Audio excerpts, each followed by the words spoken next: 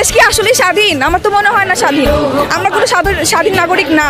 আমরা এখনো, আমার মনে হয় যে 1971 সালে যে দেশ স্বাধীন হয়েছে সেটা শুধু শেখ পরিবারের জন্য, আমাদের জন্য না। যদি আমরা স্বাধীন হতাম আসলেই, তাহলে আমরা আমাদের বাক স্বাধীনতা পেতাম। আমাদের কথা বলতে গেলে ভয় পেতে হয়, আমাদের নিজেদের ন্যায্য দাবি আদায় করতে গেলে ভয় পেতে হয়, এভাবে গণহত্যা হতে হয়, আমাদের সবাইকে মরতে হয়, রাস্তাঘাটে আমাদের ভাই বোনদের মরতে হয়। দেশ তাহলে কোথায় স্বাধীন? স্বাধীন শব্দটাই উচ্চারণ করা যাবে না। আমরা এখনো স্বাধীন না। স্বাধীনতা এখন হবে যদি এই সরকার পদত্যাগ হয়। তাহলে এই বিচার আসলে, সঠিক বিচার চাইবা আল্লাহর কাছে, আর কারো কাছে না। বিচার আসলে কেউ, এই সরকার কখনোই করতে পারবে না, আর হবেও না সঠিক বিচার। তাই আমি চাই যে সরকার পদত্যাগ করুন। বললাম তো আমি, আমার দেশে স্বাধীনই না, নিরাপদ পথ থেকে। এই যে যেভাবে আমাদেরকে মারা হচ্ছে, এখনো দেখতেছি যে পুলিশ যেভাবে আমাদের সাথে অন্যায় করতেছে। আমরা মিছিল করলে, আমরা গিয়ে আন্দোলন করলে সেখানেও হস্তাহস্তি করা হচ্ছে, সবাইকে এভাবে ধরে নিয়ে যাওয়া হচ্ছে বাসার থেকে, যেখান থেকে সেখান থেকে। তাহলে আমরা কোথায় নিরাপদ?